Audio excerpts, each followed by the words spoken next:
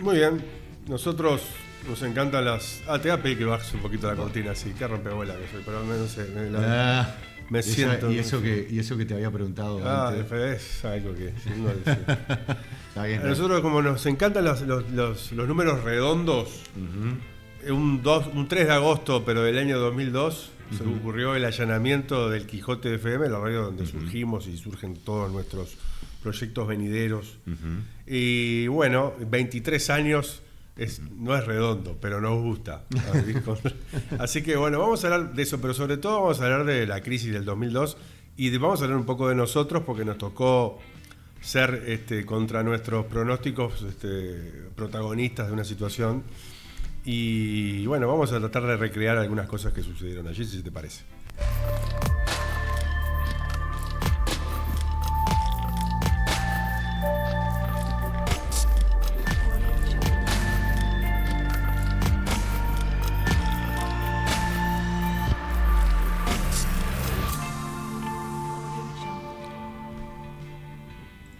Gracias a Diego Domínguez, que desde Madrid nos mandó esta presentación. Vamos sumando cosas, tratando de corregir otras. Exactamente. Un poquito la cosa se va armando.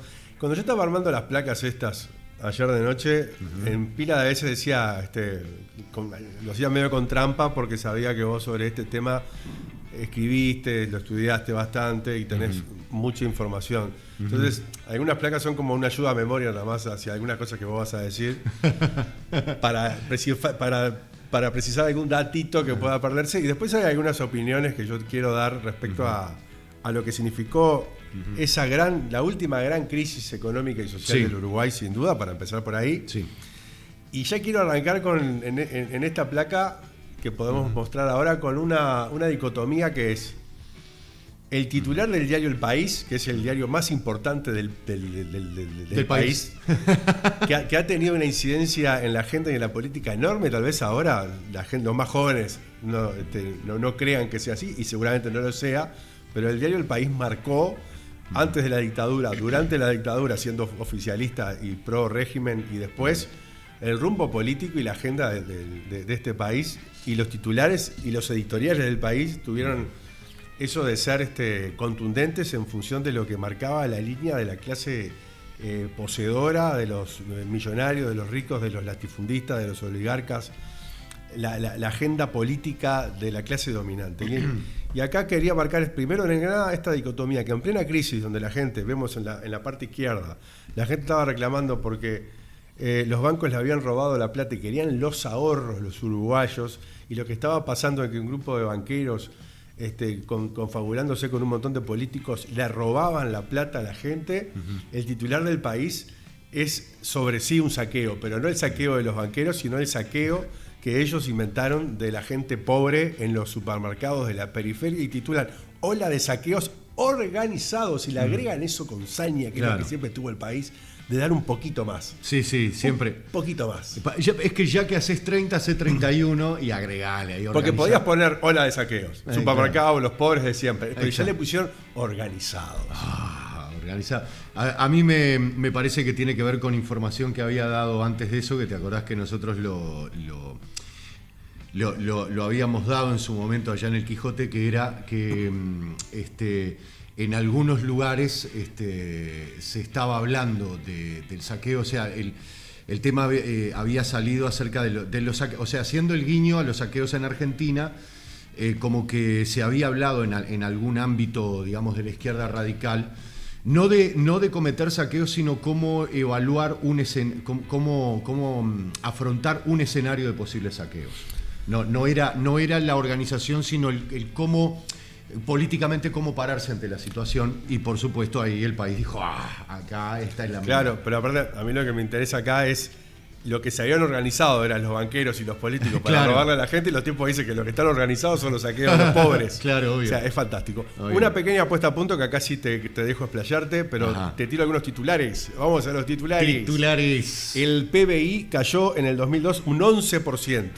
Déjame que yo sigo. Deuda pública subió del 40% del PBI al 100%. El desempleo un 20%. La pobreza saltó del 40 al 40%, y la pobreza infantil al 56%. 300.000 uruguayos emigraron. El suicidio aumentó un 13%. Bueno, con estos titulares se podría decir el Uruguay se fue al carajo. Ustedes se dan cuenta de lo que sucedió, ¿no? Sí, exacto.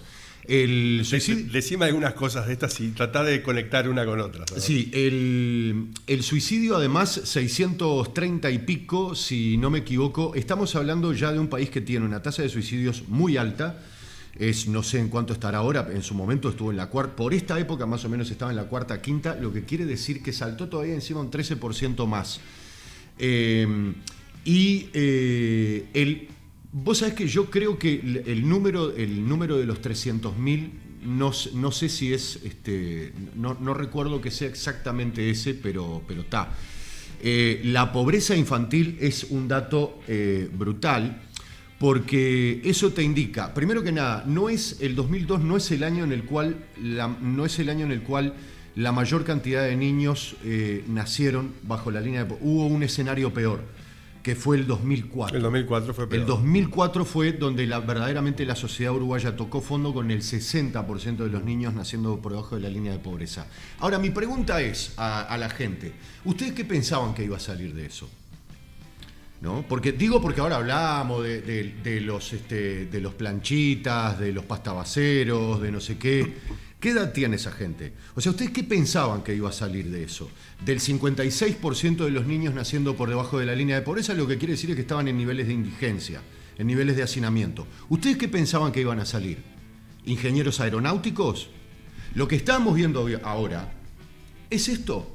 Es la consecuencia de que el 56% de los niños nacidos en el 2002 nacían por debajo de la línea de pobreza y que el 40% de la población estaba bajo la línea de pobreza. No se necesita ser científico nuclear para darse cuenta de eso. O sea, lo que estamos viendo es eso. Vamos a pasar a la otra placa, si te parece, y ya vamos a meternos con algunos protagonistas políticos. Dejé expresamente afuera de la placa que viene a Jorge Valle. Lo dejé afuera porque va a estar siempre presente en nuestros corazones. Está por acá, lo podríamos sentar en el medio. Está siempre. Entonces, ¿para qué lo vamos a mostrar? Sí, entonces, capaz que algunos se olvidan de esto. Vamos por el del medio. El del medio es el presidente del Banco Central del Uruguay. Ajá. Y lo puse con una pintura, porque el Banco Central le hizo una pintura a cada presidente del Banco Central, y está en la página web. Me encantaría ver la pintura de Vergara, por ejemplo, que fue presidente de... Perdón. No puedo conmigo. Qué escena grotesca.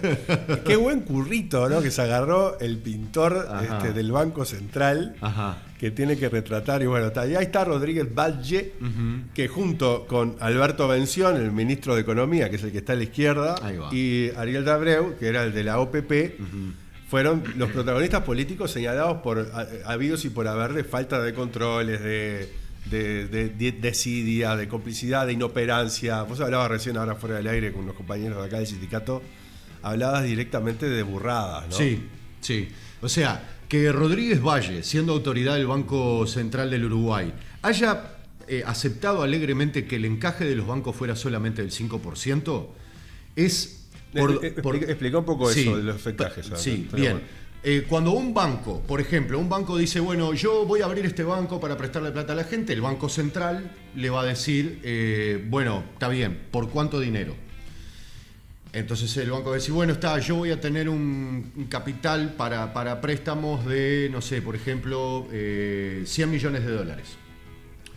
Entonces, lo que le va a decir el Banco Central es, bueno, hay una parte de ese dinero que vos tenés que tener en efectivo, en depósito. O sea, tenés que tener creo incluso que es en el mismo Banco Central. O sea, claro, vos tenés que dejar un depósito en garantía, por decirlo hablando así. En claro, por si la gente va a buscar plata. Por si la gente va a buscar la plata. O sea, y además esto, lo que estoy hablando es, una cosa es cuando el banco abre su operativa, pero otra cosa después es, el banco va aumentando su operativa. Y yo le quiero decir algo a la gente que va a depositar dinero en los bancos, o que tiene, por ejemplo, su caja de ahorro en la cual cobra el sueldo y todo lo demás. El banco, ¿saben lo que hace con ese dinero? Se lo presta a otra persona. Entonces, ¿qué es lo que tiene que hacer el Banco Central? Encargarse de que no preste el 100% del dinero que recibe. El encaje, entonces, es el dinero que tiene que tener físico por si alguien de repente va a buscar sus ahorros. El problema fue que Rodríguez Valle en determinado momento, yo no sé si lo determinó él o fue una política heredada, dijo, está todo bien con que el 5%, que solamente de la operativa total de los bancos, solo el 5% esté. No, pero alguien firma que está todo bien, si no, que gracias tiene que ser el responsable, era el que firmó y dijo, si no renuncie el señor. Firmaron tres, firmó Rodríguez Valle, firmó Alberto Bención y firmó Jorge Valle, porque claro, este es un detalle que al presidente no se le puede pasar por alto, porque directamente lo que pasa si no es una crisis como la del 2002, justamente. ¿Qué podemos decir de Bención? De Bención, decir que cuando... ¿Viste que ahora hay como un rescate de la memoria de Bención? Inclusive del economista del Frente Amplio. Sí, de Bención y de Achugarri. Eso fue en el momento, ya lo rescataron. Achugarri, yo en un momento dije, vos, pero pará, porque, o sea, el Papa en ese momento era Francisco, o sea, no daba para proponer a Achugarri de Papa, ¿no? Porque era lo que faltaba. El discurso no era, el Papa en el 2002, el Papa era el alemán Benedicto XVI. Sí. No, en el 2002, yo no sé si no era Juan Pablo II, ¿no lo era? ¿Cuándo asume? Bueno, vamos a mí me parece que era Juan Pablo II. Pero la cuestión es, el ministro de Economía era Alberto Bención y fue el que hizo que todo se fuera al cuerno, literalmente, y después se fue. O sea, después se fue. Hicieron toda esta cuestión de que el presidente Jorge Valle le pidió la renuncia, etc. La cuestión es que todos los acontecimientos que llevan a lo que hoy conocemos como la crisis del 2002. Tenías razón, el Papa en 2002 era Juan Pablo II, que lo quería todo el mundo. Pero a Achugarri lo querían más. Eso te iba a decir, que el discurso era además, era re ramplón, que era al fin un político en el Ministerio de Economía. Entonces estuvimos boludeando todo este tiempo. Claro. ¿Y por qué eligieron a Bención entonces? ¿Y por qué elegimos a Astori después? ¿Y por qué elegimos a Releche? ¿Y por qué elegimos a O'Donnell? Exacto. ¿Y qué pasó con los políticos? Alberto Bención es el que toda la concatenación de hechos que en verdad arrancan de antes, fines de los 90, o sea, todos los 90 en verdad es lo que desemboca en el 2002. Pero Alberto Bención es el que le da, digamos, como la cuestión de estilo, ¿no? Como para decir, bueno, esto va a caer y va a caer en serio. Esa es la responsabilidad concreta. Ariel Dabrié era el brazo ejecutor. En verdad lo que se decía en esa época era que el verdadero ministro de Economía era Ariel Dabrié y que Bención de alguna manera ponía la cara. Lo que está claro es que los dos fracasaron estrepitosamente por igual. O tuvieron éxito. Bueno, el caso de Dabrié, sobre todo, que además desde siempre estuvo vinculado al sanguinetismo, no era la primera vez que estaba en funciones en la OPP, en la órbita del manejo de la economía uruguaya, y si podemos hablar de que a lo mejor había ineptos como tal vez, por ejemplo, Bención, si hay alguien que no era inepto en absoluto era Ariel Dabrié. Era un tipo que conocía mucho y que todo lo que hizo y todo el manejo que hizo tras bambalinas lo hizo a plena conciencia. Vamos a pasar a la otra placa porque tengo algunos personajes del sistema financiero. Este señor me parece muy emblemático, José Enrique el Puchi Rom. Eran los famosos hermanos Rom. Uruguayos que triunfaron en Argentina. Sin lugar a dudas, porque eran gente honesta que trabajaba. El del Banco de Crédito, ¿no? Exacto. Fueron parte del mayor defalco que tuvo el Uruguay. Y este hombre murió prófugo en Miami, se refugió en Estados Unidos y nunca se pudo extraditar. No, así no corrieron esa suerte de los hermanos Peirano, la familia Peirano. Pero este particular, que está señalado con maniobras de arriba de los $600 millones de robo derecho y parejo, pidió exilio en Estados Unidos y murió allí en Miami, ¿no? Hoy que estábamos hablando en otro contenido de un milico que está en Santana de Libramento, y no sé cuántos titulares le habrá dedicado el diario El País a esta organización delictiva, pero pocos seguramente. Y probablemente debe haber dicho porque pobre Puchi Rom pobre Puchi Rom está exiliado. Debe ser casi un exiliado político. Murió tranquilo. La otra placa sí está todo el clan, lo vas a ver, de la familia Peirano. Ahí va, qué lindo. Ahí están con los cartelitos. El Padre, el Hijo y el Espíritu Santo, ¿no? Tal cual. Los Peirano además tienen una larga tradición en este tipo de maniobras. Yo no sé si incluso no están vinculados, no arrancan estando vinculados al cierre del Banco Transatlántico. Sí, me acuerdo que había un señalamiento con eso. O sea, Estamos hablando de que es una tradición familiar, ¿no? Tenían O sea, experiencia. si sos peirano, no sos del Opus Dei y no vacías un banco, es como que no sos de la familia, te desheredan. Y bueno, sí, eran los que estaban detrás del Banco Montevideo. A mí me sigue asombrando como, por ejemplo, tras ese historial familiar, había gente que sin el menor empacho ponía sus ahorros o solicitaba sus préstamos al Banco Montevideo. ¿A qué te hace acordar esto? Me hace acordar a... ¿Vos estás hablando de un episodio más cercano con un tal Vaso? No. Vos estás diciendo pues sí, porque si que no puedo creer que la gente hay una conexión. Hay una conexión, decís, entre una cosa y otra. Hay una conexión. Me parece que es una conexión ganadera. Un balido. Un mugido. Un mugido. Hay un mugido que conecta esto y parece que siguen teniendo suerte entonces esta gente, que sigue habiendo gente que tiene... Ya me di cuenta, es cada 20 años. Ajá. 20. A Isaí les da es como tipo, ¿viste el lobizón? Que cada noche de luna llena, bueno, esto cada 20 años se ve que les viene, se transforma. Y viste que la tablita. Ahora, la crisis eso que vos explicabas de los encajes, me imagino que se corrigió y que esa misma estafa sería difícil volver a hacerla, ¿no? ¿Cuánto es el encaje ahora en Uruguay? No estoy al tanto. Pero me suena que van corrigiendo una cosa y ahora apareció esto de los fondos ganaderos y ahora hay que corregir esto. Y después aparece como las oportunidades aparecen en otros lados que no serían iguales. Sabés que hay un temita. Yo, a lo mejor lo podemos charlar en otro momento, porque el problema, por ejemplo, es que en Estados Unidos ahora no hay encaje. La operativa de los bancos estadounidenses no requiere un encaje. Entonces mi pregunta es, Uruguay va a ser más realista que el rey. A mí no me extrañaría nada que el encaje sea del 5% o menos. ¿No? Porque, o sea, realmente es así. Joe Biden, tras la crisis del 2002, eliminó los encajes en la banca estadounidense. O sea,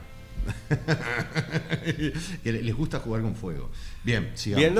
Bien, vamos a dejar esta placa un poco más, que es, vamos a el estado de situación, ¿no? Un gobierno que ahora es reconocido por todos, que fue inepto, permisivo, cómplice de una estafa millonaria, donde el número exacto de suicidios en el 2002 fue de 760, estábamos en 400 y pico, o sea, hubo más de casi 200 personas que se suicidan específicamente por cuestiones vinculadas a la crisis económica, además de lo que ya se venían suicidando por otros temas.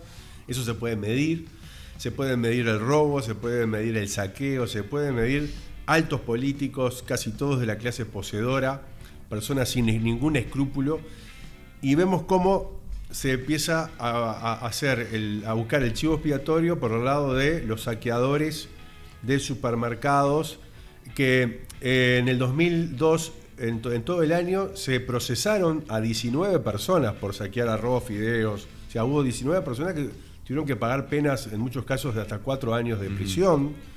Y eso es un dato, creo que son personas que lamentablemente quedan en el olvido, donde uno se imagina podríamos decir, un saqueo generalmente podemos presumir que organizado por grupos de derecha en muchos casos, por lo menos en algunos, y en otros capaz que no lo sabemos, esa es la verdad. Claro. Y me imagino que muchos de esos vecinos que fueron al supermercado estaban ahí en una situación acuciante, se vieron tentados en llevarse algo para comer para sus familias, y a los que procesaron se comieron 4 años de prisión, y tenemos en comparación al Puchirrón, que no pasó un día preso después de robarse más de 600 millones de dólares él solo, y muere en una mansión en Miami, ¿no? Eso es una cosa como para ir armando un estado de situación de los buenos y los malos. Sí. Bueno, todo lo que hay de un lado, toda la maldad, toda la inescrupulosidad, toda la perversidad, y de otro lado gente que está 40% en la línea de la miseria, 56% de niños en la línea de la miseria, que después crece en el 2004 como consecuencia de la crisis, casi el 60, cada 10 niños, 6, es un montón. Y los otros 4, algunos zafaría uno y los otros 3 estaban en el límite, ¿no? Claro, ese es el otro tema. País empobrecido por donde se mire, y empieza a armarse todo eso y arranca, y ahí sí podemos ir a la placa. Vamos primero a los diarios de derecha. Acá está El Observador y El País, los guardé. Gobierno clausuró radio pirata por instar a saqueos. Entonces primero vienen los saqueos organizados, y al otro día aparece el gobierno clausuró. De los 19 procesados en los saqueos, casi todos son el jueves 1 de agosto. Ahí va. El jueves 1 de agosto del 2002 es donde se hace la redada de más cantidad de saqueos y la policía detiene a casi 200 personas y de cuales después terminan procesando a 19. Y el diario El País ese día empieza a apuntar para quién podía ser el instigador de todo eso y no se eligieron. Gobierno clausuró Radio Pirata por instar a saqueos y ya en El Observador aparece el nombre, ¿no? La justicia investiga presunta instigación de Radio El Quijote. Y acá que vos ya a esta altura sos un experto en medios, esto de que la prensa apunta, la prensa apunta y la justicia dispara. Exacto, es así. Acá está muy claro, hay una foto aparte de un saqueo abajo. Es así. Y además el presunto, los términos presunto y supuesto es el arma casi, se podría decir, de opción de la prensa para fusilar al que sea, ¿no? Con el presunto y el supuesto uno puede titular y reventar a quien sea. Y sí, yo creo que sobre todo este presunto apunta que en verdad era un pelotazo la acusación. Pero acá está la subjetividad de decir, bueno, yo pongo esto y andá a sacarte ¿no? Y yo colaboro con esto, digamos. Exacto. Yo colaboro con esta posibilidad. Exacto. Acá en esto siempre lo que me llama la atención es el paquetito armado, ¿no? Porque yo incluso lo comentaba en ese momento con colegas que trabajaban en Canal 12 en concreto y que decían, cuando nosotros llegamos, ¿no? O sea, cuando llega el móvil para cubrir uno de los saqueos, la policía no había llegado. Y nosotros llegamos primero y no vimos saqueos. O sea que los tenían con antelación. ¿Cómo es la cosa? O sea, ¿cómo es que la policía tenía un mentalista que decía, en este supermercado van a hacer un saqueo? Vamos. Esa es una. Después la otra es muy fácil. De todos los supermercados saqueados, solo uno estaba en nuestra área de cobertura. Solo uno. Que además ni siquiera se podría decir que sufrió un saqueo, porque lo que sufrió fue el forcejeo de una de las rejas. En ese momento no llegan a saquear, y entonces, que además era un supermercado que pautaba en nuestra radio. O sea, sí. Por donde lo mires era una cosa que vos decías, loco, qué disparate todo. Nosotros teníamos eso de que era una radio que vendía publicidad, porque era la forma que tenía de financiarse. Además teníamos una cooperativa de trabajo, entonces la venta de publicidad era crucial para los equipos y para subsistir. Al contrario de cómo venía el movimiento de radio comunitaria, que era una cosa mucho más voluntarista. Sí. Nosotros habíamos elegido otro camino expresamente, lo hacíamos público, aparte no era algo que lo hacíamos en forma oculta. Entonces eso nos daba un contacto con los comerciantes del barrio muy intenso. Entonces en la elección de que fuera el Quijote la instigadora, había ahí un punto flojo que a la postre por algo no nos procesaron con prisión, ¿no? Creo que ese fue fundamental. Lo otro era que nosotros teníamos una postura, una incidencia que tal vez otra radio no tenía por transmitir 24 horas y tener cierta continuidad con los programas, y una postura muy crítica del sistema político en general, claro. Acusando a Jorge Valle de ladrón, de inepto, etcétera, y dándole micrófono a mucha gente que sí comentaba que el país estaba siendo saqueado precisamente por estas personas que vimos la foto recién, y que si iba un pobre a robar un paquete de arroz, la verdad que acusarlo de ponerle el ojo de la tormenta ahí como si fuera el problema era una estupidez, sigue siendo una estupidez hoy y lo era en ese momento. Claro. Y habían fiscales en el propio Uruguay, me acuerdo de uno que se llamaba Burgos, sí, que hablaba de lo que dice la ley respecto a robar comida, y nosotros Exacto. lo que hacíamos transmitir lo que decía el propio fiscal respecto a que robar comida no podía ser considerado un delito porque era un tipo que estaba haciéndolo en una situación de extrema debilidad, y además analizábamos que no era pertinente robar televisores, whisky, etcétera, porque no podía ser no visto como lo que estaba, la configuración de robar por tener una situación muy precaria desde el punto de vista alimenticio. Claro. Todo eso estaba escrito por la ley, como está escrito en la Constitución de Estados Unidos, que tienen derecho a matar gente si los invaden, ¿no? Sí. Entre otras cosas, ¿no? Entre otras cosas. Entonces había muchas debilidades de la acusación, pero bueno, la llevaron adelante. Ahora hay otro titular ahí, que también es del diario El País, del otro día. Ahí va. El día anterior allanarán más. Ah, no, este es el día del allanamiento. Ahí Que va. dicen allanarán más radios comunitarias. Ujú. A la derecha hay una columna que está la presentación del Quijote de la página web. Que yo quiero ver ahora poner el pique porque me parece muy gracioso de nuestra página web. Que ellos ponen aparte la portada de la Ahí página va. web, que en el 2002 era muy novedosa. Pero vamos a escuchar la presentación, a ver si se puede. Busca un Irome, porque este sitio está bien bueno. Sin B, ni W, ni www.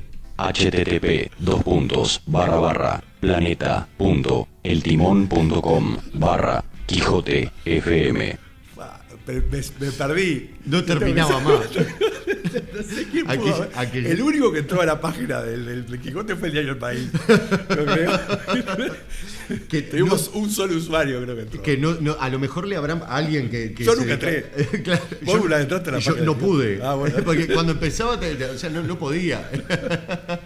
Un abrazo grande a Richard Rubio, que fue el primero que se animó Claro. a configurar el hosting, que era una cosa. Yo me acuerdo Infame, después, infame. Diego Domínguez lidiando con él decía: esto es insoportable absolutamente. Infame. Pero era lo que había a disposición, porque vamos a entendernos, eran las herramientas que teníamos en ese momento, siendo un grupo de gurises pobres que se dedicaba a hacer comunicación con veleidades de profesionalismo, ¿no? Sí. Pero además lo más gracioso es que lo que nos causaba gracia de este titular era: mostraban el fondo negro y cosas así, que quien se detenía a leer el coso decía: y acá no hay nada. No dice nada. Claro. Y la presentación tampoco dice nada. Dice, Claro. somos... Hubieras puesto la otra, la del paisano, la hay discusión de paisano, que era Capaz mucho que mejor. en el video que va a producir Domínguez podemos incluir cosas más divertidas de esa época, que la verdad que nos divertíamos Sí, mucho. sí. El diario El País ahí quiere como de una forma armar el escenario, ¿no? La Claro. radio que ya falla nada, tiene página web. En ese momento era como eso también estaba. Tener página web te daba como un grado de organicidad. O sea, Claro. tipo, estos tipos en algo raro anda, porque además parte de nuestra irreverencia era, teniendo esa realidad de tanta miseria y pobreza, que la seguimos manteniendo, hay cosas que no cambian. Exactamente. La irreverencia estaba que teníamos computadora, como algunas radios, no todas, Exacto. que teníamos transmisión 24 horas, como no todas, que hacíamos un programa periodístico con bastante producción, que muchas radios no lo podían hacer, incluso comerciales. Claro. Y que teníamos página web que muchas radios no lo tenían, Exacto. de la que tenían, de que eran radios comerciales y vendían mucha publicidad y que llegaban a todo el Uruguay o a todo Montevideo. Entonces había cierta irreverencia de nuestra parte que estaba destinada solamente en la cantidad de horas de militancia que le poníamos al proyecto.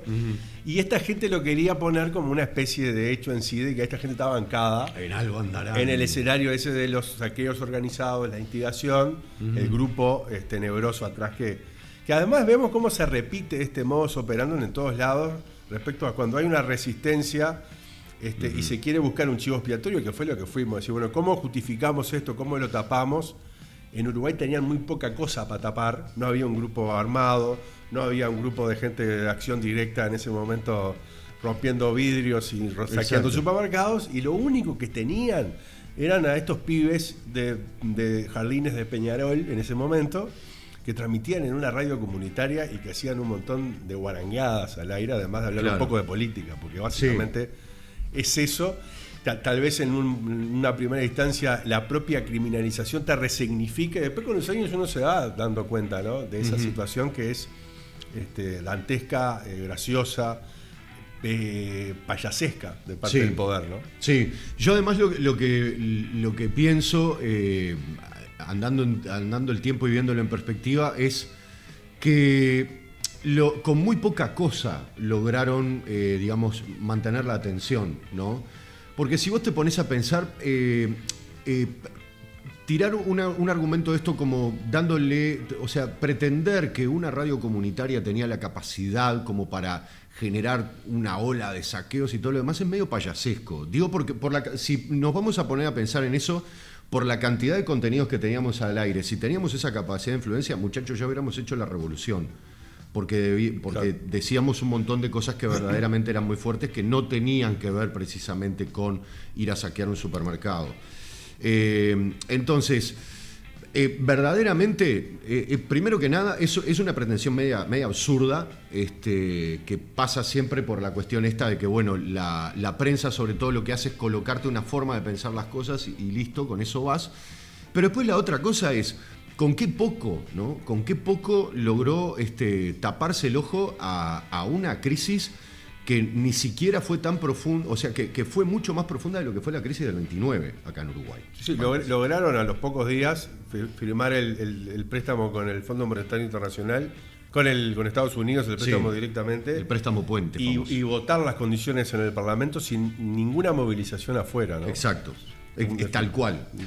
De hecho, ¿sabés una cosa? Yo no sé si no fue la votación, no fue el sábado que nos allanaron. Fue el sábado, tarde. Fue el sábado que nos allanaron. De tardecita. Exactamente, fue el sábado que nos allanaron. A media tarde, y eso fue. De hecho, yo me acuerdo porque un legislador nos llama para saber qué había pasado, porque entonces cuando nosotros le planteamos, bueno, ¿qué vas a hacer? Él dijo, yo hoy no puedo decir nada porque acá se está votando lo del préstamo puente y no hay más tiempo que para eso. Lo que Lo que pasamos a la otra placa, quiero mostrar ahora algo de los medios amigos, digamos. Ahí va. Ahí está, a la izquierda ven el título, el artículo de Samuel Blixen de Brecha, y a la derecha el diario La Juventud, del 26 de marzo y CX36. En CX36 salimos en vivo durante el allanamiento. Sí. Y aquí hay que decir alguna cosa que quiero hacer bien claro también. Muchas veces, o sea, nosotros ya tenemos este consenso de la utilización del chivo expiatorio de algo que era muy menor, como el fenómeno de la radio comunitaria, que no tenía incidencia ninguna con ese tema concreto de los saqueos, que fue algo impuesto, pero muchas veces en los países de América Latina sobre todo, las operetas se les va de la mano. Entonces, esta opereta se le podría haber ido de la mano, podría haber ido pibes presos, nosotros podríamos haber ido presos. Exacto. Podríamos haberla pasado mucho peor de la que la pasamos. Además que, ojo, de paso, nos robaron todos los equipos y eso es un daño en sí mismo. Sí. Un daño material, un daño político, un daño psicológico.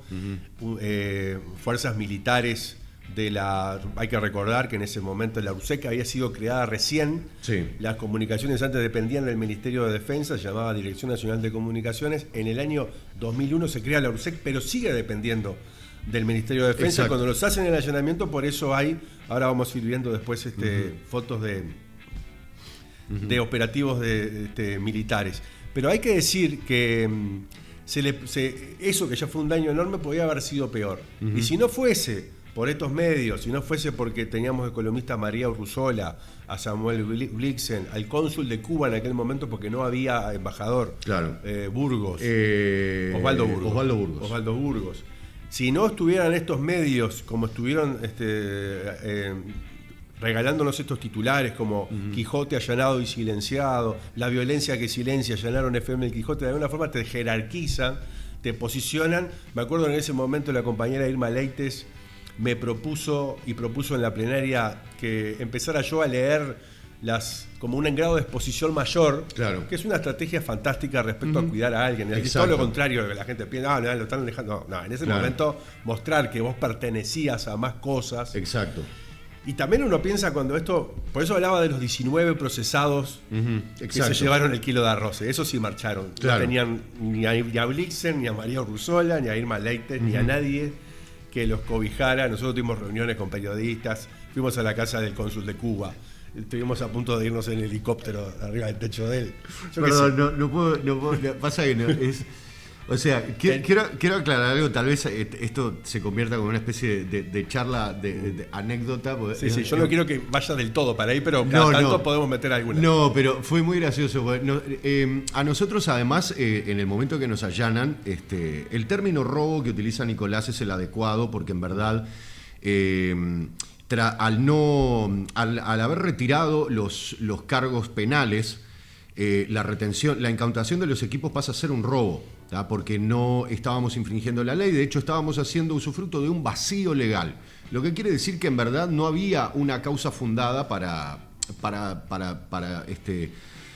requisarnos los equipos. Vamos a empezar por ahí. Ahora, la cuestión es que además en ese momento, después que con un operativo de 100 policías, que algunos escuchaban la radio, además es muy gracioso porque la escuchaban en la seccional. Los policías que eran policías de la seccional escuchaban, después venían los militares que exacto, no teníamos nada que ver. Que también nos escuchaban, pero no por simpatía. No. Y la cuestión es que nos dicen que nos van a abrir una causa penal, y bueno, a partir de ahí...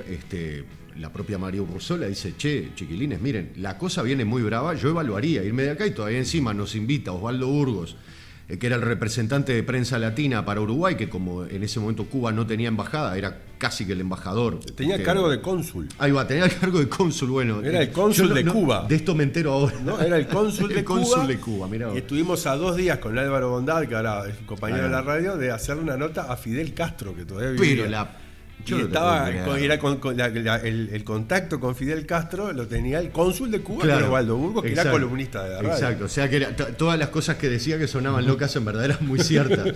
Bien, la cuestión es que en una charla con él en su casa nos dicen bien, dice, muchachos, la situación de ustedes es terrible. Dice, yo ya tengo hablado todo allá. Si es necesario que nosotros pongamos un helicóptero en la azotea de acá de la casa, que hay espacio, yo ya lo vi. ¿Cómo nos perdimos esa? Nos perdimos. En ese momento, yo creo nos que. Nos cagamos. Claro, yo creo que en ese momento no nos reímos porque verdaderamente estábamos muy asustados, pero era como para reventar de risa. Imagínate, ¿no? Nosotros, tipo, como un equipo SWAT subiendo de Canuto en un helicóptero. Yendo a no sé dónde.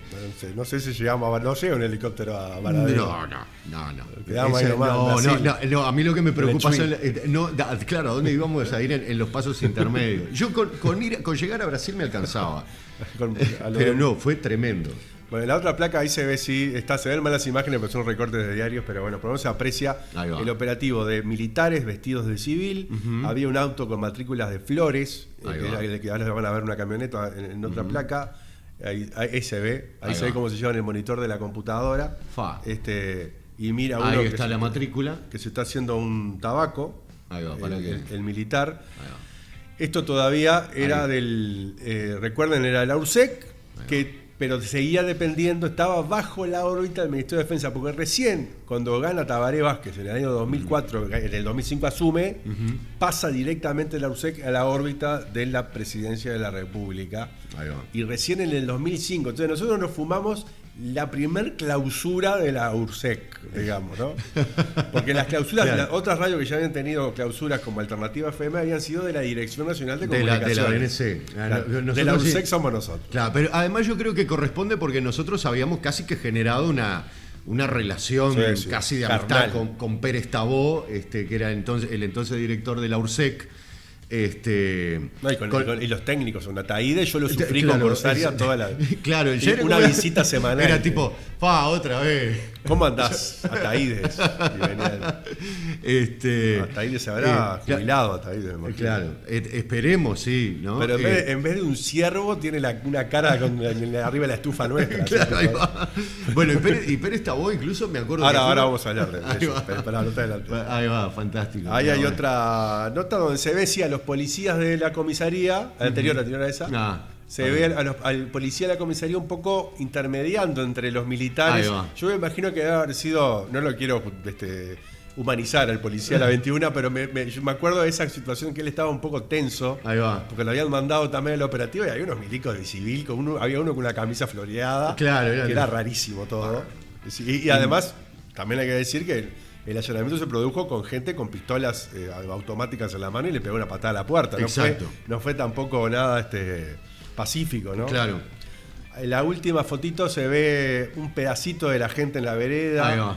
En total hubieron más de 200 personas. Ahí se ve una parte donde la policía se lleva algunos equipos. Todo muy 2002, ¿no? El policía sentado arriba de la caja de la camioneta, ¿no? En la última, ahí. Las normas de seguridad donde quedaron, señor. Y esa muchacha de bicicleta aplaudiéndole al lado de la camioneta, me parece un buen símbolo de resistencia barrial que se dio en ese momento. Ahí va. Bien, todo esto era para combatir a esta gente. Vamos a mostrar algunas fotitos Esto es muchos años después, en una nota que nos hizo la diaria respecto a creo que eran los 10 años del 2002.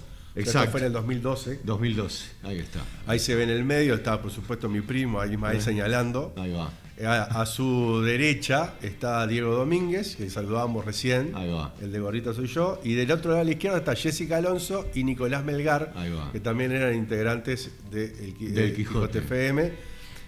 Ahí estábamos en una casita que fue el estudio de Radioactiva. Después de la experiencia esa salieron 2 radios. Una fue Radioactiva FM, donde vos fuiste fundador, y yo fundé otro que se llamó Corsaria, y después terminamos confluyendo, básicamente, haciéndose la corta en Reactiva FM, que es el medio que después terminó conjugando de vuelta ambos proyectos. Yo quiero aclarar que fui fundador de Radioactiva FM gracias a que el gordo Melgar me hinchó los cataplines soberanamente durante un año, casi, hasta que logró convencerme. Y ambos proyectos, me acuerdo que yo con el proyecto de Corsaria arrancamos en el 2006, que fue cuando nació mi hija, por eso me acuerdo. Date cuenta que pasaron en el medio, nosotros después del allanamiento tuvimos una experiencia en CX40 Radio Fénix, es como para quedar... Fue una estrategia que se eligió en ese momento. Después estuvimos desvinculados un tiempo, pero si lo mirás históricamente, pasaron 4 años entre el nacimiento de las 2 radios y el allanamiento. Exacto. Que bueno, para la fuerza que teníamos y el cascotazo que nos dieron, no deja de ser bastante poco. Sí, exactamente. Es que en verdad hubo compañeros del Quijote que nunca más retomaron la actividad radial. O sea, hay que decirlo también, ¿no? No sé si por trauma, no sé si por... Pero, sí. O sea, hay algo que está claro que es... una experiencia como esta es hondamente significativa en la vida de cualquier persona. No solamente, o sea, el allanamiento, pero también todo lo que vivimos y que un poco motivaba el hecho de que nos hubieran dado ese golpe, ¿no? Gurises que de repente enfrentaban una causa penal, escrachados por la prensa, que al contrario, en vez de tendernos una mano y solidarizarse con, a lo mejor no colegas a la misma altura, pero con una actitud corporativista y desdeñosa, verdaderamente eso es algo que de alguna manera te marca, ¿no? Sí, en ese momento era una radio comunitaria, era como anteriormente había sido ir a Murga Joven. Mamá, voy a la radio, era una actividad social barrial, era eso. Exacto. Y verse, como decís vos, involucrado precisamente en un momento en ser los principales instigadores del acto de violencia más grande que la prensa mostraba contra las instituciones y el Estado, era como una cosa era muy complejo. Sí. También lo que vos decías recién del papel de la prensa, ¿no? A veces uno, en ese momento les teníamos tanto odio, que capaz que no lo veíamos con la frialdad que lo veo ahora del triste papel. Sí. Porque a mí solamente me daban bronca, ¿no? Ahora me dan tristeza. Es decir, exacto. Qué loco, qué poco huevo que tenés. No importa si sos de derecha, si sos... Claro. Yo si mañana a unos pibes de derecha le hacen eso... Claro. Si yo no digo nada, me sentiría tan mal conmigo mismo. Claro. Es decir, mira, yo no comparto nada de lo que dicen estos locos, estoy en contra por mí, pero esto que le hicieron está mal. Claro. Sobre esto además es duro. Sobre todo hubo excepciones, pero sí, es duro. Sobre todo quiero aclarar a quienes tengan menos de 35 años que incluso tal vez menos de 40 años, que la radio comunitaria es un fenómeno que tal vez, en particular la radio en general, pero sobre todo la radio comunitaria es un fenómeno que probablemente ustedes, perdón, no quiero sonar peyorativo, pero es medio difícil comprender el asunto. ¿Por qué? Porque nosotros hoy vivimos en una era en la cual expresarse no solamente no cuesta nada, es un fenómeno individual. Exacto, es un fenómeno individual. En verdad, chiquirines, es como si ahora viendo los youtubers, bueno, nos juntábamos todos para hacer un youtuber colectivo. Exacto, pero ahí va, pero ¿por qué? Porque no había una posibilidad infinita de generar canales y no había una cantidad y no había una posibilidad de acceder a los recursos para eso. Para uno poder salir en radio tenía que tener un transmisor, eso tenía que o bien aprenderse o bien comprarse, no en el circuito comercial, porque además todo eso estaba vinculado a una serie de trámites legales de las cuales estábamos claramente excluidos. La posibilidad de acceder a una banda tenía que ver directamente con contactos políticos que uno tenía que trabajar durante muchos años y estar en determinadas órbitas para poder acceder a ellos. O sea, el tener la concesión de una frecuencia del espectro era como... O sea, para uno ahora abrirse un canal de YouTube es muy sencillo. En aquella época era como que, supongamos, para abrirse un canal de YouTube implicara toda una serie de contactos políticos que lo hacían imposible para cualquiera. Pero además era el único medio de expresión que había, porque ahora, por ejemplo, cualquiera publica un post en una red social en la cual puede decir lo que se le cante. En aquel momento vos no podías decir lo que se te cante. Y sobre esto quiero aclarar algo. Uno de los problemas que tenemos ahora es que mucha gente tiene la posibilidad de decir lo que quiere, y a mí lo que me llama la atención, probablemente porque vengo de esa época, es de lo que hablan no es de sus problemas. Y eso es muy importante. ¿Por qué? Porque hoy, como justamente es muy fácil comunicarse, es muy fácil expresarse, no hablamos de nuestros problemas, y eso es una cosa muy significativa. Nosotros antes teníamos que hacer un esfuerzo enorme para comunicarnos, entonces no comunicábamos tonterías, comunicábamos nuestros problemas. Entonces el comunicarse era una forma como de elaborar los problemas también, el discutirlos colectivamente. Cuando nosotros preparábamos, por ejemplo, un tema para estudiarlo, para presentarse, para compartirlo con la gente, para charlar con dirigentes o sociales o sindicales, uno tenía que elaborar el tema. ¿Tá? Entonces, la comunicación era un fenómeno estrictamente colectivo. ¿tá? Ahora no lo es. Entonces, entender la importancia de eso es muy importante, porque hoy directamente no hay nada a nuestro alrededor que nos permita entenderlo desde ese lugar. Bien, hay otra fotito ahí si pasamos, pero rapidito nomás, solamente para mostrar. Esto fue en el 2003, en un trabajo que hizo, que también fue parte del respaldo. Estábamos en pleno debate legal ahí, y la Universidad, la Facultad de Humanidades y el Archivo Fotográfico de Montevideo hizo una muestra en Peñarol, y uno tiene que... Ahora uno conecta cómo eso eran parte... Esto lo organizó Isabel Gibor, que después fue directora de Derechos Humanos. Ahí va. Y esta muestra estuvo en el barrio Peñarol, y fue parte también de una contención de mostrar a la radio comunitaria como lo que era. En esa entrevista sale lo de los anunciantes y el vínculo que teníamos con los supermercados. Ahí va. Ahí está Alvarito a la derecha y Gonzalo, es el que está a mi izquierda, yo estoy en el medio, en la fuente de la estación de Peñarol. Y me acuerdo que esa muestra, fue la primer muestra fotográfica del Archivo Fotográfico Montevideo cuando empezó a salir para afuera. Y después inauguró en varios barrios. Mirá qué honor. Sí, se habrá sido importante. Bueno, y ahora estamos hablando de las radios que surgieron. Quiero mostrar un par de fotos muy graciosas. La primera es del proyecto Corsaria. Esto sí que daba el miedo. Vos ves la cara de decir, estos son todos delincuentes, pero no.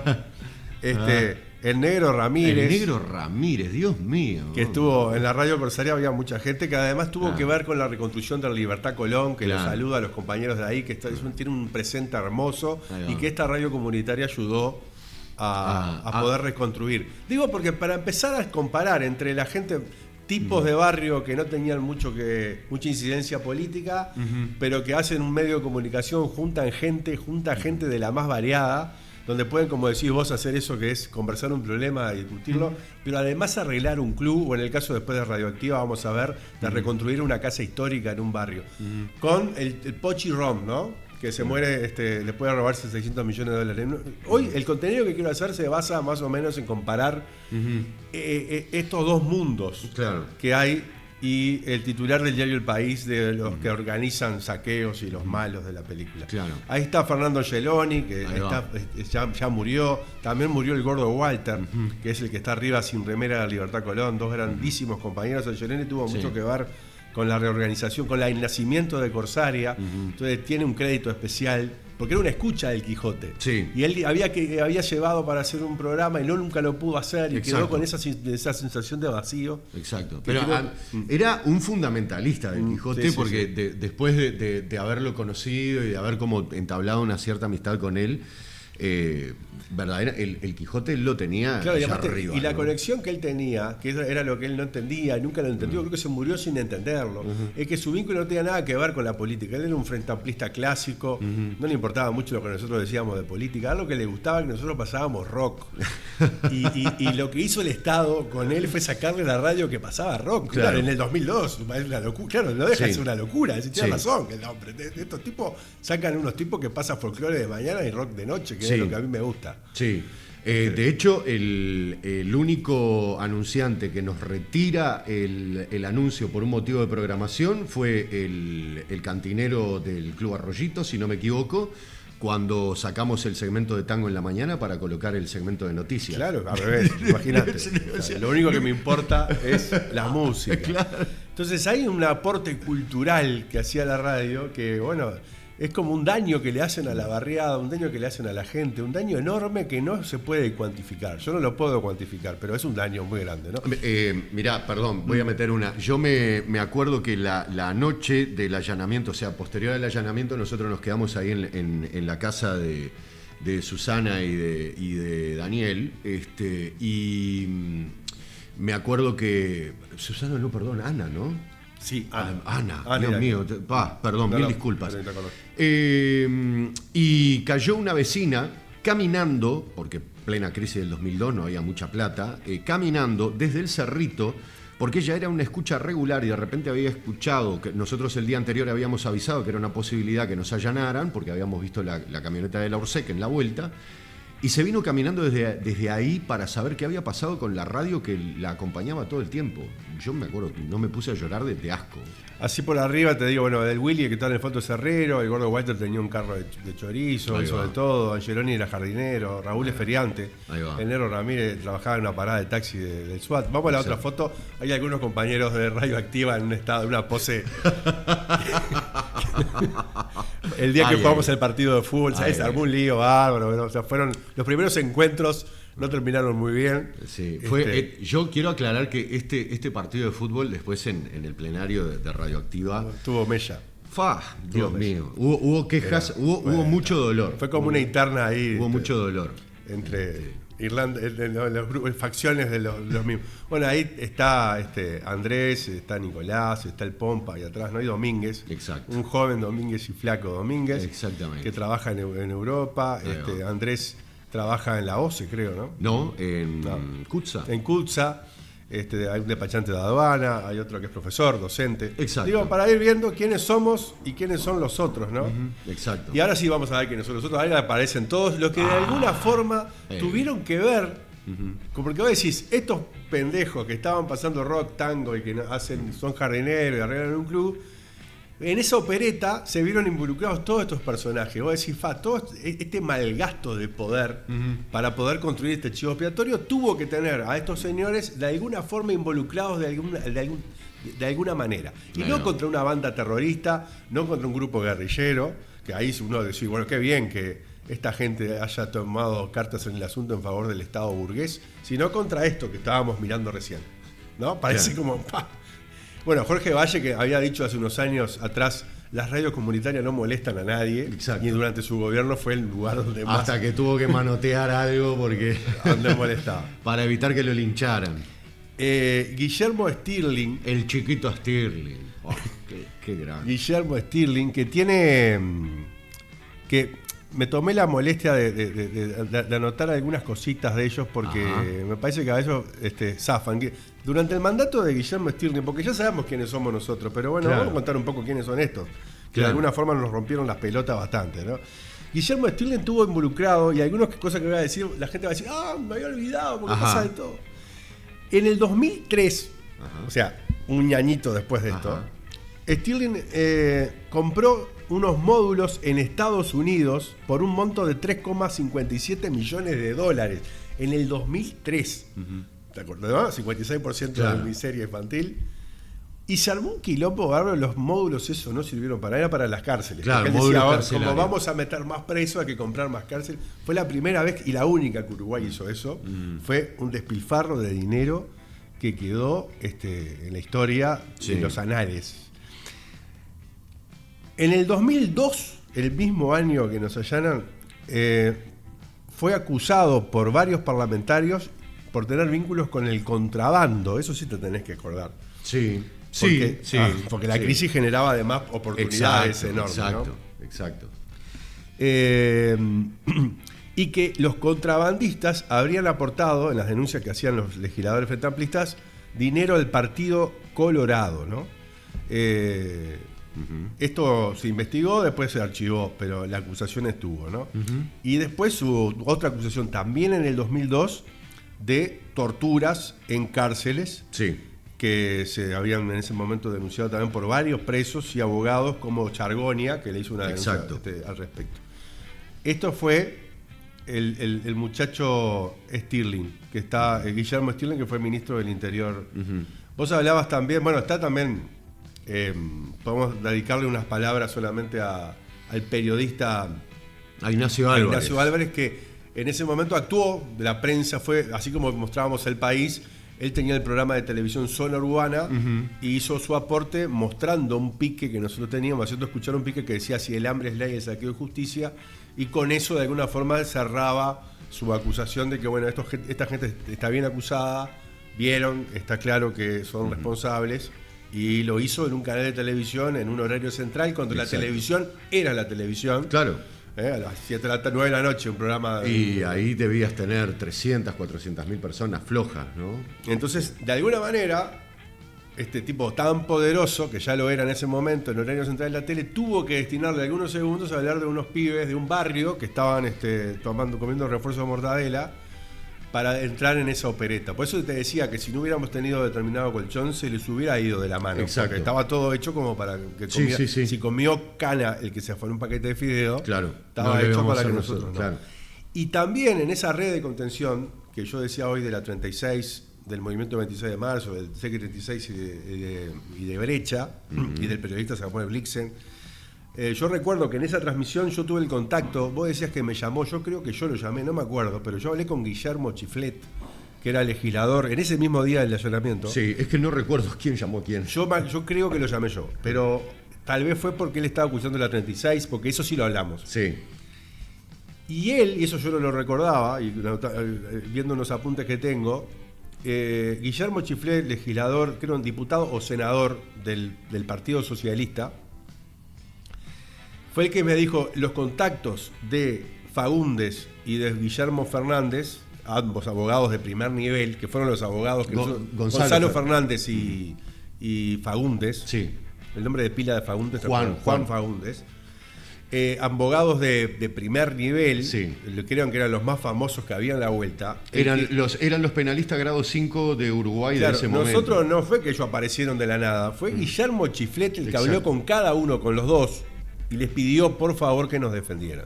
Mirá. Entonces, no es poca cosa también No, claro. en ese momento tener a un senador Ahí va. que llama a los mejores dos abogados que habían en la vuelta y les pide por favor que nos den bola. No perdón, porque recuerdo todas las cosas que charlamos con el. Perdón, no quiero ser despectivo, pero le digo con cariño.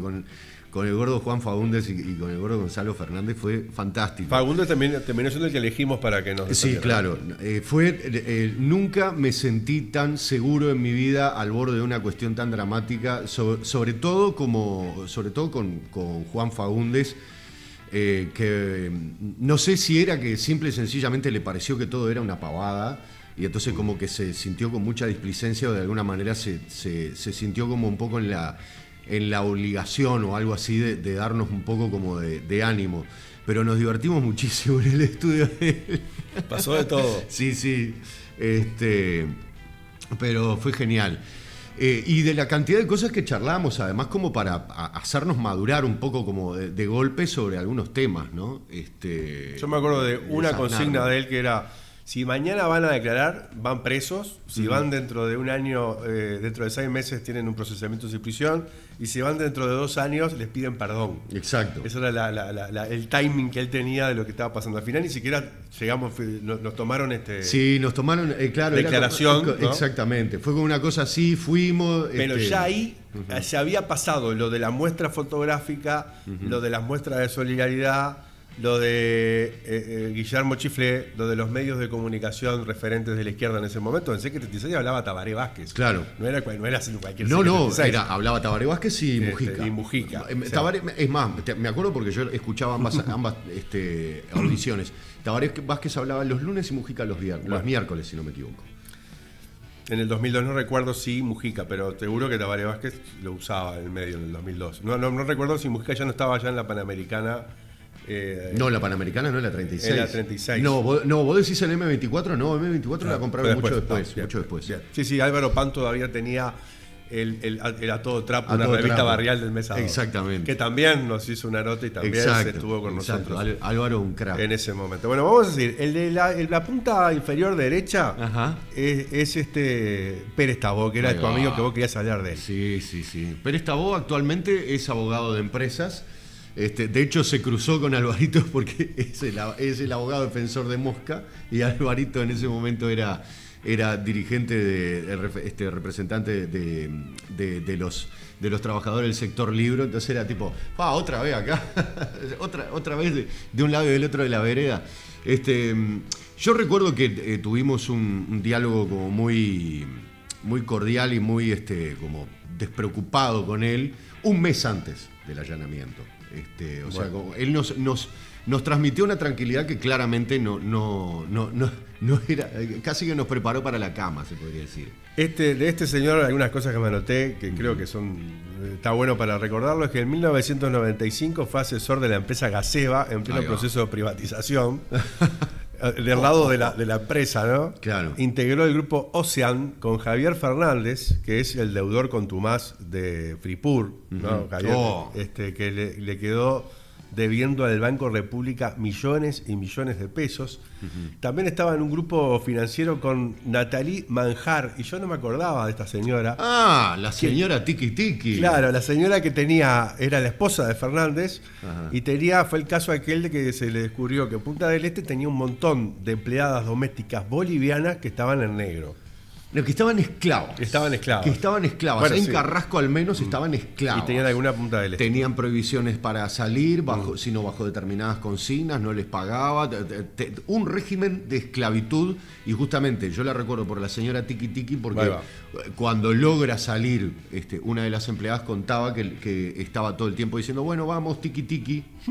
¿No? Con esta gente se juntaba Pérez Tabó, y ahí no decía nada de lo que dijo cuando le preguntaron en agosto del 2002 sobre nosotros, y decía, no, el Estado no puede permitirse estos tipos de acciones, no estamos acostumbrados. ¿A qué estás acostumbrado, Pérez Tabó? A tener bolivianas encerradas de esclavas en un sótano. Fue abogado también de Frío Pan, que también es dueño Fernández. El de Fripur. Y los trabajadores en ese momento denunciaban que no lo dejaban ir al baño. Exacto. Y que los obligaban a hacer pan con la harina que tenía excrementos de ratas, que ellos le sacaban fotos y se lo mostraban, y él decía, el pan se hace igual.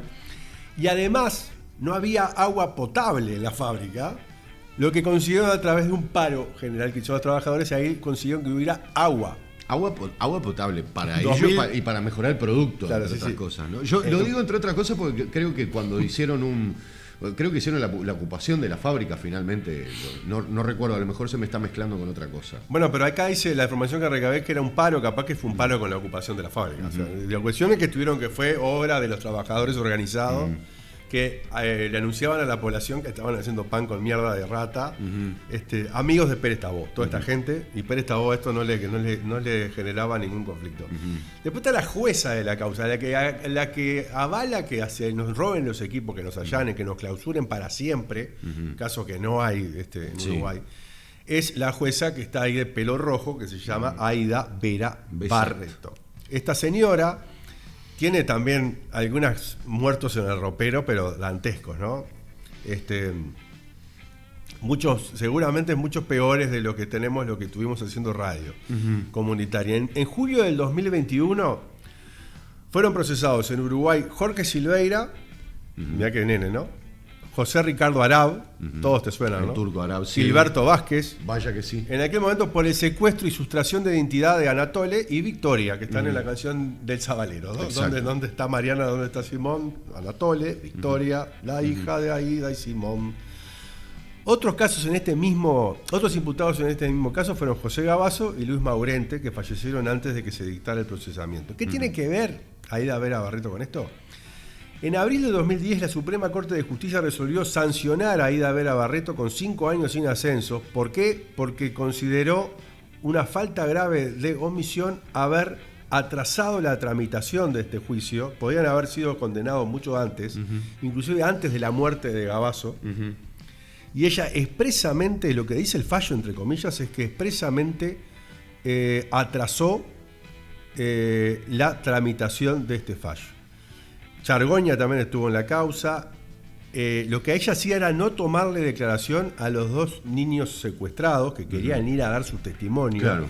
Y ella se negaba sistemáticamente en el 2010 a tomarle testimonio a estos 2 pibes que, para recordar nada más, eran hijos de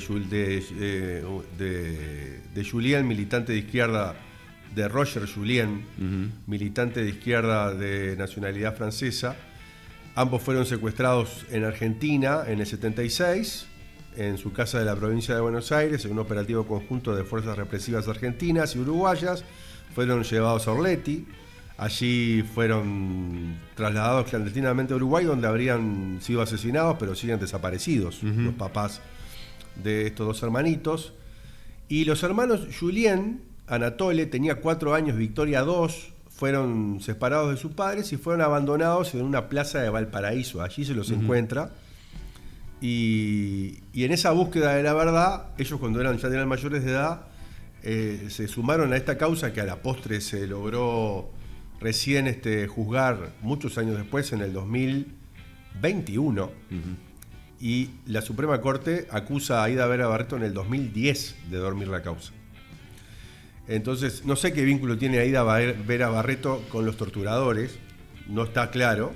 Lo que sí está claro es lo que hizo y por lo que fue sancionada por la Suprema Corte de Justicia. Es una acción juzgada por la justicia uruguaya. No es una opinión nuestra, no es que digamos. Usted lo que hizo fue dormir una causa que involucraba a varios militares de la desaparición de 2 jóvenes y el secuestro de sus hijos de 4 y 2 años. Para abandonarlos en una plaza de Valparaíso. Sí. Sinceramente, yo cuando pasan este tipo de cosas, en verdad tengo un conflicto, porque se supone que uno debería considerar seres humanos a la gente que hace eso. Yo cada día soy menos partidario de eso, pero entiendo que si concluyo eso, estoy llegando a otro punto, ¿no? Pero me cuesta un montón. También nos ayuda a entender que a veces decir, ¿cómo una jueza va a estar dando visto bueno para que allanen a unos pibes en un barrio y capaz que va un milico con un arma y le pega un tiro? Bueno, son estos tipos. Claro, exacto. No eligen a cualquiera, no agarra a cualquiera de estos, ¿no? Claro. No les tembló la mano después para armar para no juzgar militares que habían violado, torturado, asesinado, desaparecido, no sé qué te importa, uno guacho. Claro, obvio. La verdad que es lo de menos. Después está a su izquierda, este es un personajón, que es el fiscal de la causa, el que pedía cárcel. Ahí va. Este señor Enrique Moller quería que fuéramos presos. Este es el que se le va de las manos. Cuando se hablan, el propio Estado habla de los excesos de la dictadura. No, nosotros hasta acá desarticular el MLN, pim pum pam, y después vienen los excesos. Los excesos son producto de la propia inercia, ¿no? Claro. Y Moller quería cárcel y seguramente alguno más decía, bueno, vamos a ir de largo, ¿no? Y Moller quería 4 años de prisión y pum pam. Sí, porque siempre fanáticos hay en todos lados. Y el tema en este caso además es ser fanático es una buena táctica de ascenso. O sea, cuando vos demostrás que sos lo suficientemente despiadado como para hacer estas cosas, la gente que necesita gente despiadada te tiene muy en cuenta. O sea, tipo, este tiene la suficiente sangre fría como para hacer esto. Llamen a Moller. Exacto, es tal cual. Bueno, vamos a ver algunas cositas que hizo Moller, no es cualquiera. En noviembre del 2002, o sea, quedó con la leche en el ojo. Esto fue en agosto del 2002 el allanamiento. En noviembre del 2002, como para terminar el año, Moller solicitó el archivo de causas por desaparición de 26 personas, una atrás de la otra. Viste que hoy leíamos la noticia, acá la tengo, la jueza, porque hay que hablar bien de las juezas que hacen algo, ¿no? Verónica Pena, que condenó a 2 milicos por un caso en el 72. Ahí va. Este hombre pidió el archivo de 26 causas por las mismas penas en los mismos años, porque argumentaba que estaban dentro de la ley de caducidad y que amparaba los hechos. Archivo quiere decir dejar sin efecto. Dejar sin efecto, aunque los delitos fueran considerados permanentes, como decía la Corte Internacional respecto a los crímenes de lesa humanidad. Este hombre en noviembre del 2002 quería que se archivaran 26 casos al mismo tiempo.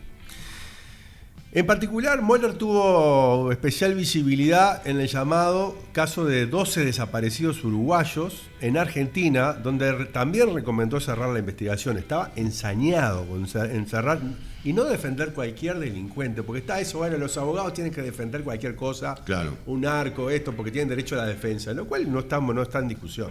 Ahora, cuando hay una lógica que solamente defendés a delitos de lesa humanidad y que va más allá de lo que dice la justicia, claro, parece que es un modus operandum, ¿no?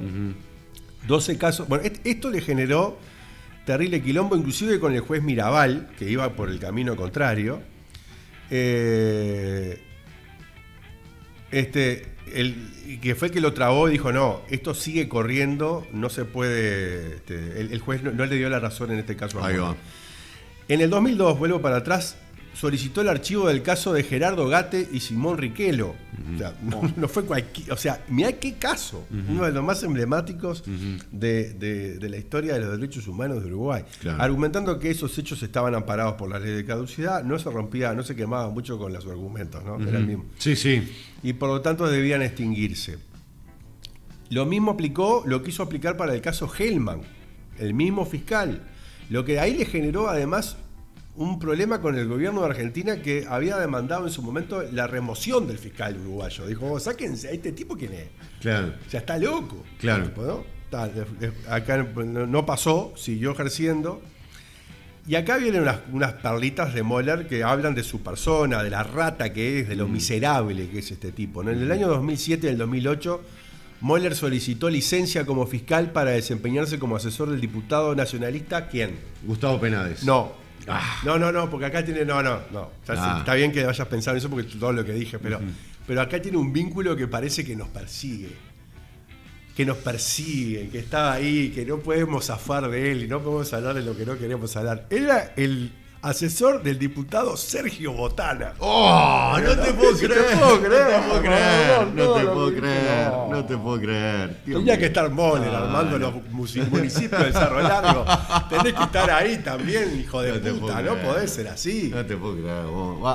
Claro, ahora entiendo de dónde viene esta obsesión con la largología tuya. No, pues yo no sabía, te juro que no sabía. Me enteré ayer de noche a las 2 de la mañana, me quería morir. Y no puede ser. No pudiste dormir. No puede ser. O sea, asesor de Sergio Botana, cuando Sergio Botana era el emperador. Claro, ¿no? claro.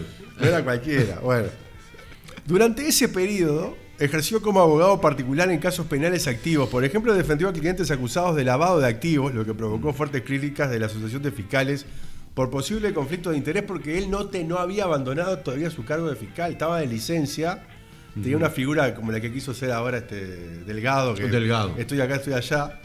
Y el Delgado de Schrödinger y este era el Möller de Schrödinger, estaba a la vez en los dos lados. en el 2016 al final se va del cargo de fiscal activo y ahí riendo de suelta, digamos, ya no tenía ninguna cosa que lo atara. Trabajó como abogado externo de confianza política, impulsando, esto es una causa también que fue muy cuestionada por los ediles del Frente Amplio, en el 2016 y en el 2018, la Intendencia de Maldonado lo contrata. ¿Para qué? Para acusar a la Intendencia frente amplista anterior, para buscar causas. ¿Tá? Ahora, lo que está zarpado es que este tipo cobró miles y miles y miles de dólares del Estado, cuando la Intendencia de Maldonado tiene un grupo permanente de abogados que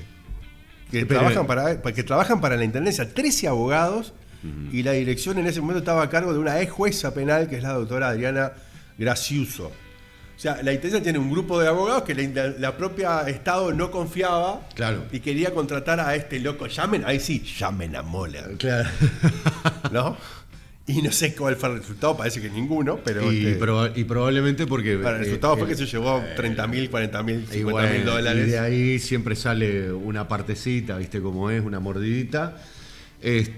No, y además probablemente no hiciera los mandados tan bien como los otros. No sé qué tan efectivo habrá sido, porque en verdad no recuerdo nada, digamos, como altisonante. No, estuve leyendo varias cosas y no hubo nada altisonante. No. Lo que sí hubo fue, por ejemplo, este periodista de Crónicas del Este que trabajaba con Figares, que ahora se me Peláez, Carlos Peláez. Lo atendió bastante. Ajá. Y demostraba que él cobraba por causas donde no le dedicaba ni una hora. Tampoco encontró nada porque no laburó, o sea, los cagó.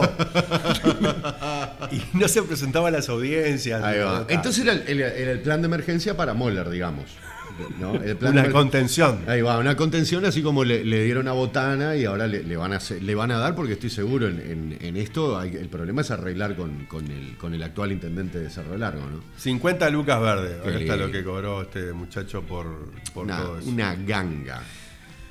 Bueno, y estos son, ¿no? Estos son los personajes que de alguna forma estuvieron atrás de la trama de convertir en un chivo expiatorio a un grupo de pibes de un barrio que decían cosas, que estaban comprometidos, que siguen estando en algunos de los casos comprometidos con con la realidad, con tratar de aportar en la medida de lo posible, humildemente, con transformar alguna cosa, y no de robarle plata al Estado, no de estafar, no de esconder datos para que los militares torturadores y violadores de los derechos humanos queden libres, para que se vayan prófugos a otro país.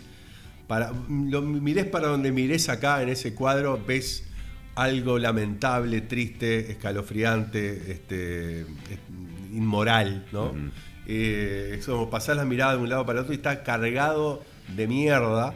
Y estos mierdas, de alguna forma, son los que hablaron en nombre de la sociedad de los grandes valores para poder combatir y sacarse el lastre de jóvenes que reivindicaban la violencia y el delito, etcétera, etcétera.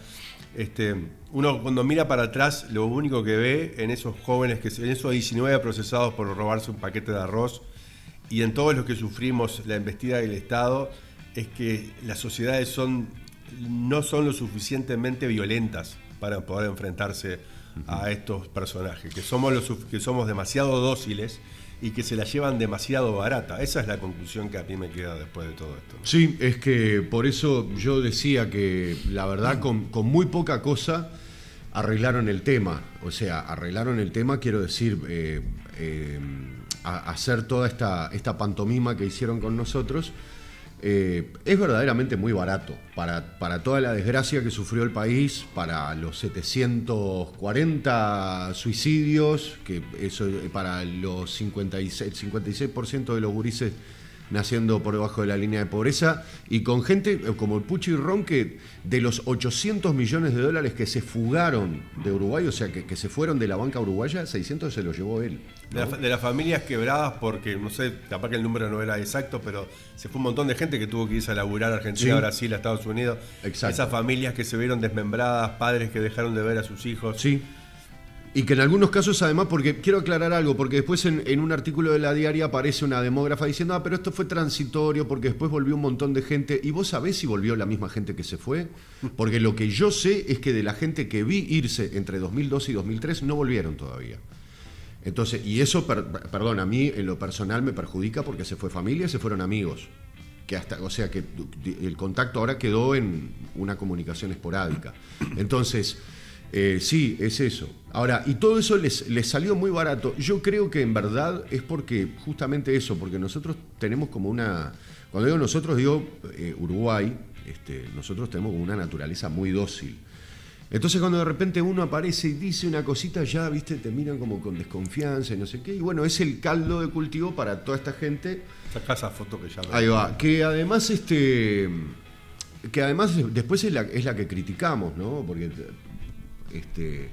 después decimos, qué horrible esto, nos escandalizamos por eso yo decía, a mí no me hablen más de corrupción, sinceramente, porque a ver, es como que nacimos ayer todo el tiempo. O sea, ¿cómo es que llega esta gente ahí? Y por un camino siniestro, del cual nosotros conocemos, hemos visto a los antecesores, a los que les posibilitaron eso, y seguimos más o menos en la misma, ¿no?